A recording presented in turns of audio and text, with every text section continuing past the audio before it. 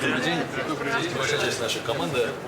Вот, здесь наши партнеры, Сбербанк, Ростелеком, часть нашей молодежки. Но, Владимир Ильич, на вашей прямой линии работают только те, кто ездил в гуманитарную миссию в Донбасс, в приграничье. То есть это награда для ребят принять в этом участие. Ну и самые главные участники — это наши герои, наши ветераны.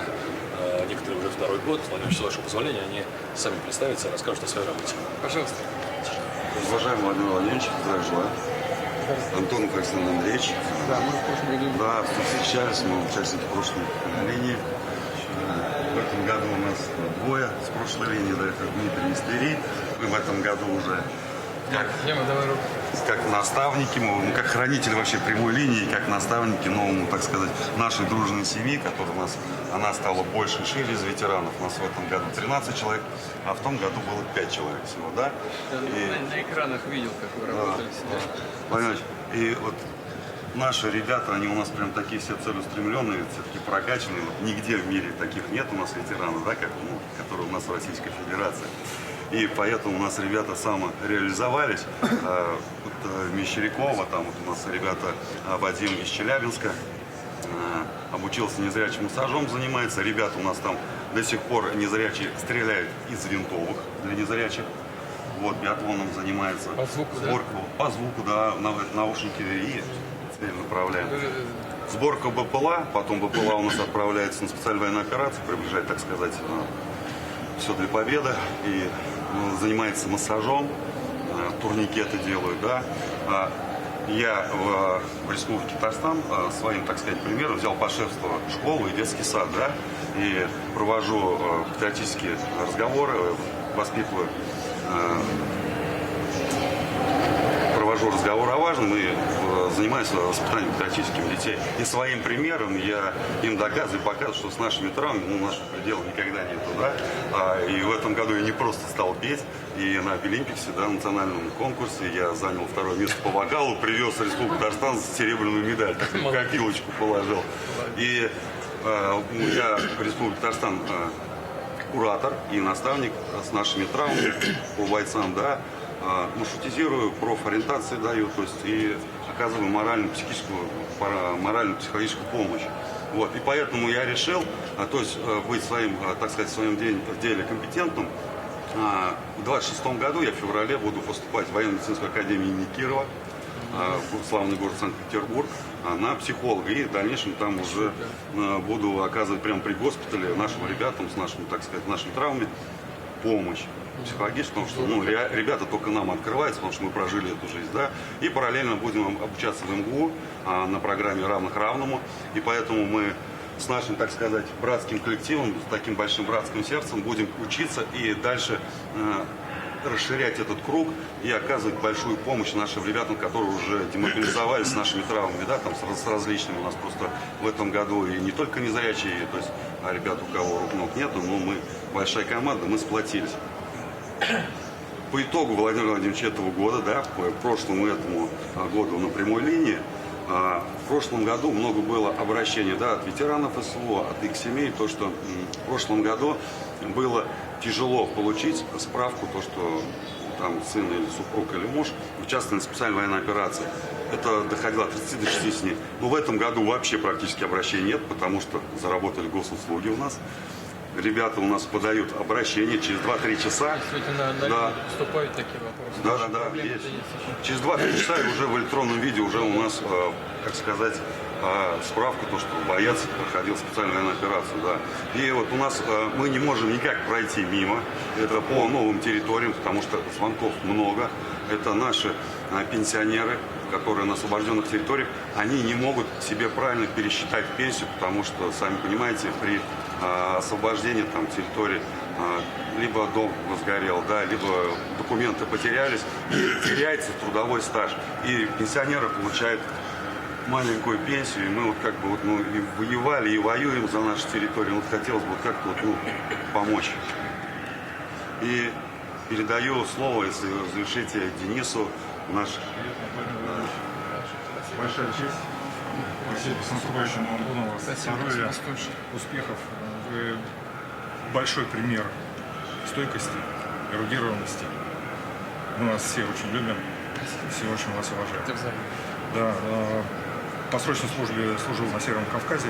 Сейчас добровольно заключил контракт на СВО. Под Курском случилось ранение. Ну, не было бы счастья, да несчастье помогло. В госпитале познакомился со своей женой. Теперь вот женился. Поздравляю. Да, спасибо огромное. У меня такое пожелание. Те указы, которые в поддержку ветеранов СВО, да, издаются вами, правительством. Пожелание то, что транслировалось на всех ветеранов боевых действий. Я как участник на Кавказе со своими однополчанами тоже общаюсь, разговариваю. Все, конечно, горды, да, но немножечко просят, чтобы на них тоже транслировались меры поддержки, как для участников СВО. Понимаю. Спасибо большое. Передаю слово. Анна Евгеньевна понимает. Министерство, правительство, так что эта тема есть. Спасибо большое. Уважаемый Владимир Владимирович, Да. меня зовут Шарипов Вадим, я из города Челябинска. Воинскую службу проходил 31-я бригада ВДВ. После ранения поступил в университет «Синергия», специализация государственная муниципальная служба. Также закончил курсы классического массажа, освоил компьютерные курсы, занимаюсь деревообработкой. Компьютерные курсы закончили. Удается это использовать? Да, есть адаптированная программа компьютерная, и она позволяет тебе работать на компьютере.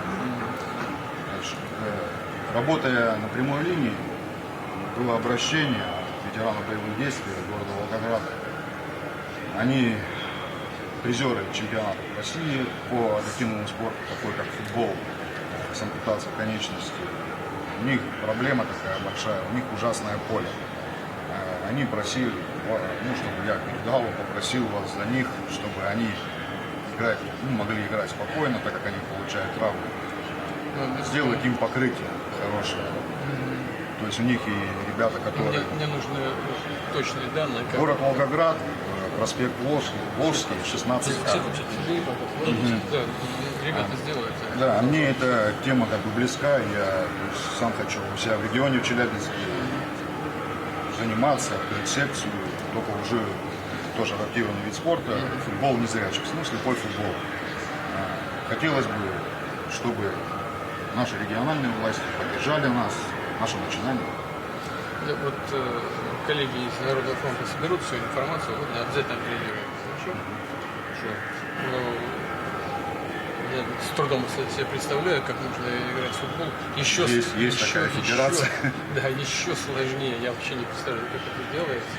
Но катаются на горных лыжах. Это вообще какая-то сказка какая-то. Но тем не менее, люди это делают. Хочу передать слово Илья Лизунов, тоже наш ветеран. Уважаемый Владимир Владимирович, Лизунов Илья, здравия желаю. Лизунов Илья, тоже недавно женился, уже будучи, потеряв зрение, поступил в магистратуру на исторический факультет по специальности историческое образование педагогическое. Где? Прошел В каком вузе? Астраханский государственный университет. Прошел профориентационную работу, что мне помогло определиться с дальнейшим направлением своей деятельности. Планирую работать в Фонде защитников Отечества, такими же ветеранами, как я, учитывая личный опыт, в том числе и на личном примере, оказывать помощь, направлять, сопровождать, в том числе и в трудоустройстве, потому что ветеранам с ограничениями, с ампутациями, с потерей зрения, как у меня, необходимо больше времени для того, чтобы выбрать то направление, ту специальность, где он себя реализует в полной степени. И было бы здорово для профподготовки, профориентирования привлекать организации, корпорации, чтобы в том числе и для освещения новых профессий. Профессий очень много. Даже несмотря на ограничения, можно себя найти, реализовать. И учитывая в том числе опыт, который у наших ветеранов есть, мы со своей стороны все готовы быть и личным примером в этом, помогать и оказывать содействие. Ну, обязательно поговорим и с Минобороны, и с Фондом защитники Отечества, и с Минтрудом. Надо просто, вы правы, надо просто найти этот перечень этих профессий, так, и соответствующим образом настроить эту систему на то, чтобы она эффективно работала. Если у вас есть какие-то идеи, связанные с этими направлениями, если ребята уже говорили по некоторым направлениям, можно расширять этот список настолько, насколько это возможно. Ну, давайте подумаем, да, с ребятами поговорим. Передаю слово Ивану. Теж Верховному командующему здравия желаю. Участник программы «Время героев», Герой России, говорит старший Санжарский.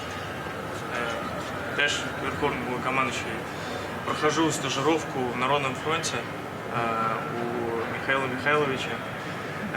Осваиваю проектное управление. Пока все получается. Провели несколько форумов. Успешно провели. У меня такой вопрос. Ко мне обратились Ассоциация ветеранов СВО. И вопрос такого характера. Семьи жалуются на то, что льготы, которые предусматривает именно